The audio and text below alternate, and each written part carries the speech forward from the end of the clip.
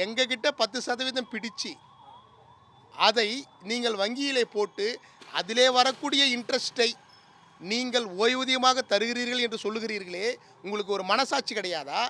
ஓய்வூதியம் என்பது என்ன? 1983 நகாரா வித்து யூனியன் ஆஃப் கவர்மெண்ட்டில் என்ன கேஸ் சொன்னாங்க? அரசு ஒரு பைசா கூட பிடிக்காமல் நேரடியாக அரசு ஊழியருக்கு ஓய்வூதியம் தருவதுக்கு பேர் தான் ஓய்வூதியம். நீங்கள் சொல்லியிருக்கக்கூடிய ஓய்வூதியத்துக்கு பேர் ஓய்வூதியம் கிடையாது, அது சிறு சேமிப்பு திட்டம்.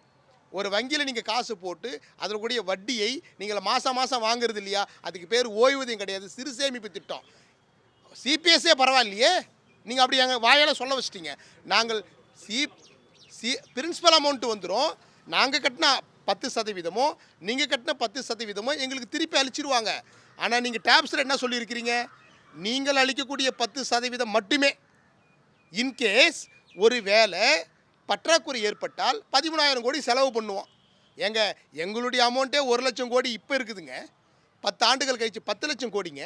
10 லட்சம் கோடிக்கு இன்ட்ரெஸ்ட் நாங்கச்சி. என்னுடைய அமௌண்ட்டை நீங்கள் வைத்துக்கொண்டு நான் ஓய்வு பெற்று வீட்டுக்கு செல்கின்ற போது நான் அப்படியே கை வீசி கொண்டு செல்வதா?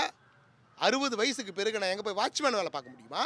அப்போ சிபிஎஸ்சில் என்ன பண்ணாங்க? ஓய்வு பெற்ற அன்னைக்கு உங்களுடைய 50 லட்ச ரூபாயை கொடுத்து எங்களை வீட்டுக்கு அனுப்பிச்சிட்டாங்க.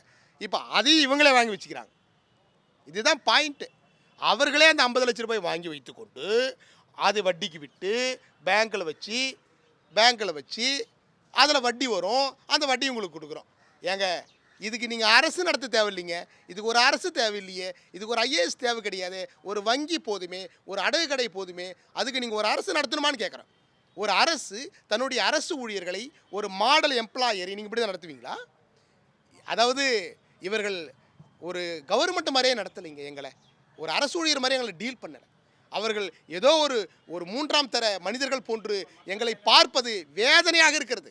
அதாவதுங்க, ஒரு பொய்யை, ஒரு அறிவிப்பை மீண்டும் மீண்டும் சரி என்று பொய் பிரச்சாரம் செய்து நம்ப வைக்க முடியாது. என் பாக்கெட்டில் இருந்து என்னுடைய 25 லட்ச ரூபாய் செல்கின்ற போது அந்த வேதனை அவர்களுக்கு தெரியும். சாதாரண ஒரு கணக்குங்க. என்கிட்ட நீங்கள் பிடிச்சிக்கிட்டு அதில் வரக்கூடிய வட்டியை கொடுக்குறாங்க. இதில் என்னங்க கணக்கு இருக்குது? இது ஒரு ஓய்வூதியமாங்க? நாங்கள் அதை தான் கேட்டோமா? பழைய ஓய்வூதியத்தை 2 லட்சம் பேருக்கு நீங்கள் அப்படி தான் கொடுத்துக்கிட்டு இருக்கீங்களா? இப்போ வேலை செய்கிறாங்க, இப்போ 2 லட்சம் பேர் வேலை செய்துட்டு இருக்காங்க. பழைய ஓய்வூதிய திட்டத்தில் நீங்கள் அப்படி தான் கொடுத்துக்கிட்டு இருக்கீங்களான்னு நான் கேட்குறேன். அப்போ 8 லட்சம் பேர் இன்றைக்கி வேலை செய்து கொண்டிருக்கிறோம் சிபிஎஸ்சில். எங்களுக்கு நீங்கள் எப்படி கொடுக்கணும்? சிபிஎஸ்சி விட மேலானதை ஒன்று நீங்கள் ஆர்கனைஸ் பண்ணிகிட்டு இருக்கணும்.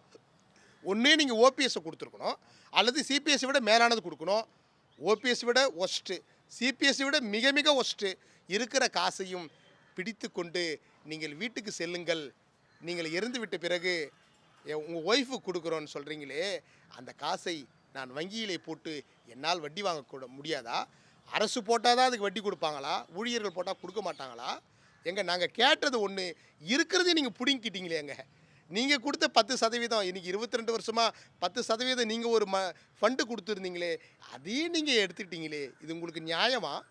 எங்ககிட்டேருந்து ஒரு 10%, நீங்கள் 10% 22 வருஷமாக கொடுத்துட்டு இருந்தீங்களே, அதுதானே 85,000 கோடியை நீங்கள் எல்ஐசியில் முதலீடு பண்ணி வச்சுருக்கீங்க.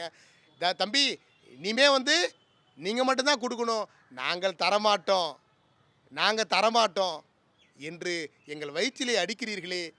8 லட்சம் அரசு ஊழியர்கள் உங்களுக்காக பணி செய்து கொண்டிருக்கிறார்கள். தமிழகம் நம்பர் 1 என்று மார்தட்டி கொள்வதற்கு நாங்கள் தான் காரணம்.